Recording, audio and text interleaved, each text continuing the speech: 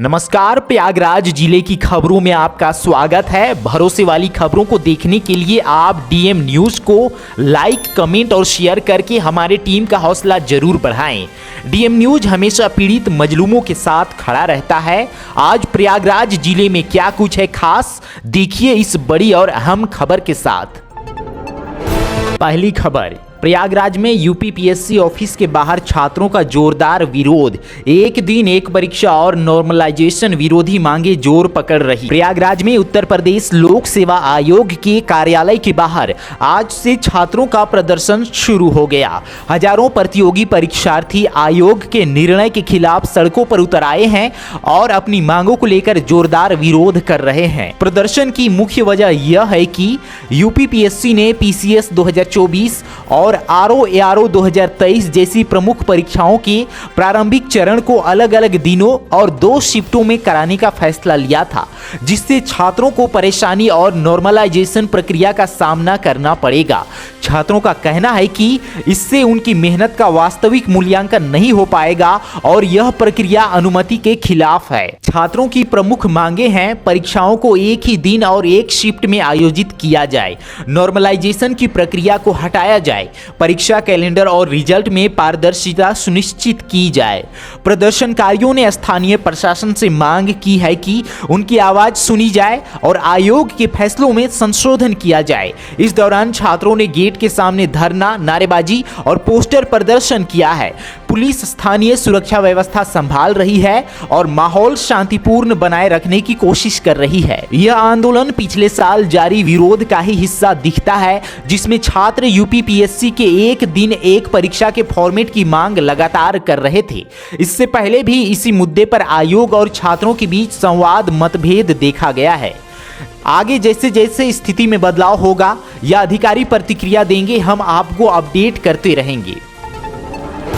अगली बड़ी खबर, प्रयागराज में एसआईआर यानी कि स्पेशल इंटेंसिव रिवीजन के तहत वोटर लिस्ट का डिजिटाइजेशन 100% तक पूरा कर लिया गया है। लेकिन इसके बावजूद एक बड़ी चिंता सामने आई है। लाखों मतदाताओं की अब तक पहचान पूरी नहीं हो सकी है, जिससे प्रशासन और निर्वाचन विभाग की चुनौती बढ़ गई है।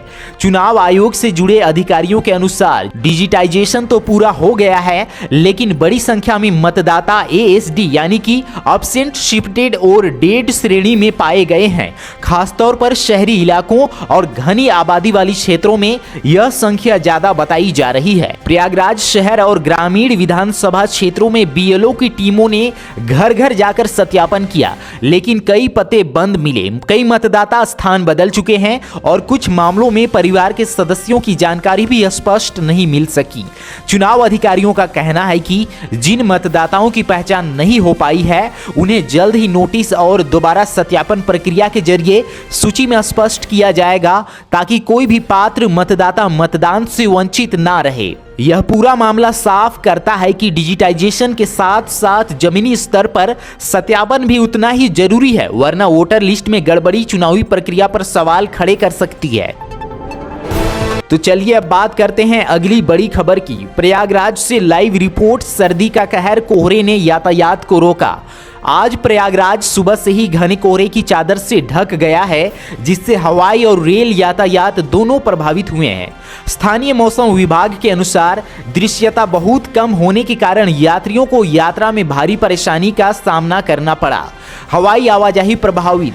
प्रयागराज के हवाई अड्डे पर कई उड़ानों का संचालन देरी से हुआ और एक मुंबई से यहां आ रही फ्लाइट को वापसी के लिए डाइवर्ट कर दिया गया, जिससे यात्रियों में नाराजगी भी देखी गई है। ट्रेनें धीमी और लेट। रेलवे ने सुरक्षा को ध्यान में रखते हुए कई ट्रेनों को धीमी गति से चलाया, जिससे प्रमुख ट्रेनें जैसे प्रयागराज एक्सप्रेस भी अपनी समय सीमा से 1-2 घंटे लेट पहुंची।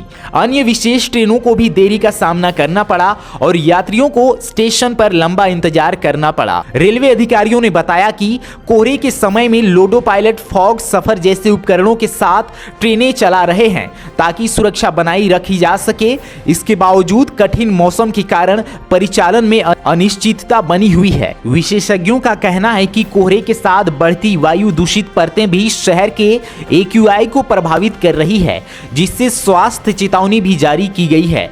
लोगों से सलाह दी जा रही है कि वे यात्रा योजनाओं में बदलाव करें और आवश्यक होने पर ही सड़कों पर निकलें। अगली बड़ी खबर, प्रयागराज शहर में ट्रैफिक नियमों का उल्लंघन लगातार बढ़ रहा है, जिससे सड़क सुरक्षा एक बड़ी चिंता बन चुकी है।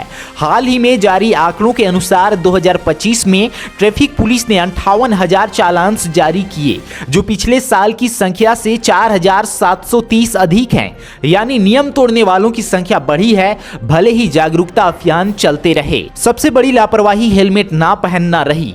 22,121 मामलों में चालान हुआ, जिससे अकेले हेलमेट उल्लंघन पर लगभग 2.21 करोड़ जुर्माना वसूला गया। इसके अलावा प्रदूषण प्रमाण पत्र ना होने, ट्रिपल राइडिंग, मोबाइल फोन का उपयोग ड्राइविंग के दौरान, ओवरलोडिंग और प्रेशर हॉर्न का इस्तेमाल जैसे उल्लंघन भी आम है।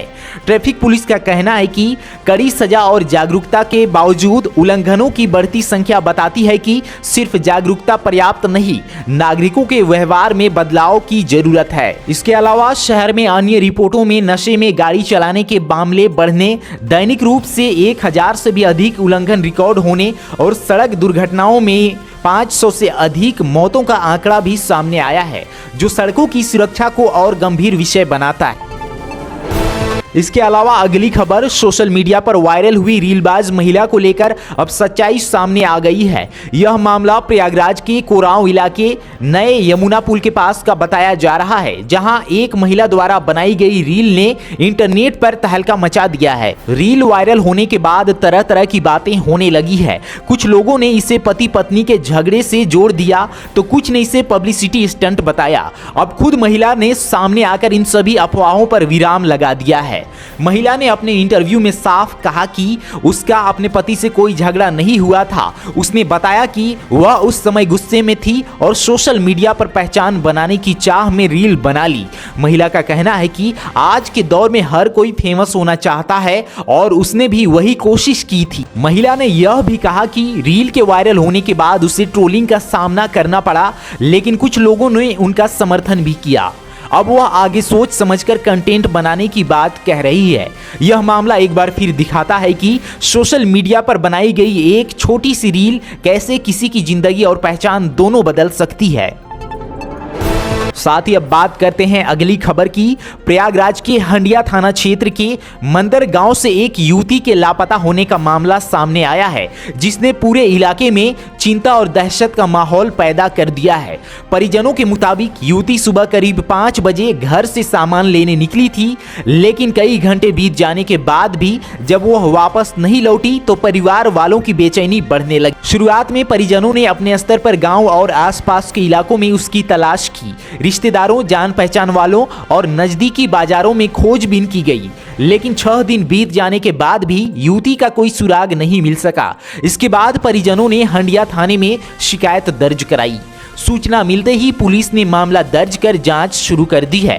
पुलिस यह पता लगाने की कोशिश कर रही है कि युवती आखिरी बार कहां देखी गई थी, किस रास्ते से गई और क्या वह किसी के संपर्क में थी। मोबाइल कॉल डिटेल्स और आसपास के सीसीटीवी फुटेज भी खंगाले जा रहे हैं। युवती के लापता होने से गांव में डर और अनिश्चितता का माहौल है।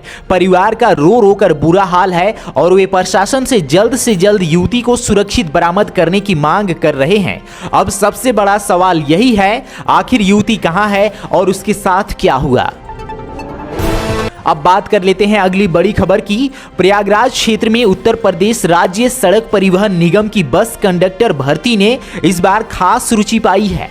कुल 1100 आवेदनों में से 76 आवेदन महिलाओं द्वारा किए गए हैं। यह आंकड़ा इसी पद के लिए पिछले साल की तुलना में महिला उम्मीदवारों की बढ़ती भागीदारी को दर्शाता है। महिला अभ्यर्थियों की इतनी बड़ी संख्या इसलिए भी महत्वपूर्ण है क्योंकि पारंपरिक रूप से बस कंडक्टर जैसे पदों में पुरुष अभ्यर्थियों की संख्या ही अधिक रही है। साल दर साल अब महिलाएं ऐसे रोल में शामिल होकर पब्लिक ट्रांसपोर्ट सेक्टर में रोजगार के नए द्वार खोल रही हैं। चुनाव प्रक्रिया फिलहाल जारी है और चयन अधिकारियों द्वारा आवेदनों की जांच, दस्तावेज सत्यापन और प्रभावित टेस्ट इंटरव्यू की तैयारियां की जा रही है। योग्य उम्मीदवारों को आगे की राउंड के लिए बुलाया जाएगा। यह भर्ती न केवल नौकरी का अवसर है बल्कि महिलाओं के लिए आत्मनिर्भरता और पब्लिक सर्विस क्षेत्र में भागीदारी को भी बढ़ावा देती है। आने वाले दिनों में चयन सूची जारी होने के साथ ही यह स्पष्ट होगा कि कितनी महिलाएं इस पद पर नियुक्त होती हैं। इसके अलावा अगली बड़ी खबर, प्रयागराज में भूमिगत गैस पाइपलाइन लीकेज से मचा हड़कंप। प्रयागराज में सीएमपी डिग्री कॉलेज के पास दोपहर को भूमिगत गैस पाइपलाइन में लीकेज होने से अफरा तफरी फैल गई। यह घटना तब हुई जब सड़क किनारे की खोदाई के दौरान गैस पाइपलाइन क्षतिग्रस्त हो गई और गैस रिसने लगी।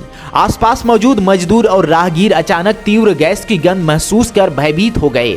घटना के बारे में बताया जा रहा है कि खोदाई का काम चल रहा था, तभी अचानक से पाइपलाइन गैस से लीक होने लगी, जिससे मौके पर खलबली मच गई। घटना की सूचना मिलते ही अग्निशमन विभाग की टीम मौके पर पहुंच गई और लगभग आधे घंटे की कड़ी मशक्कत के बाद रिसाव को नियंत्रित कर लिया गया।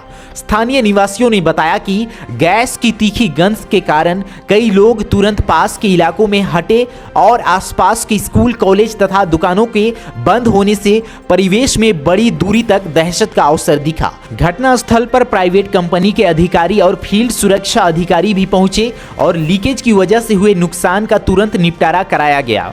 अभी यह स्पष्ट नहीं हुआ है कि पाइपलाइन को नुकसान कैसे पहुंचा।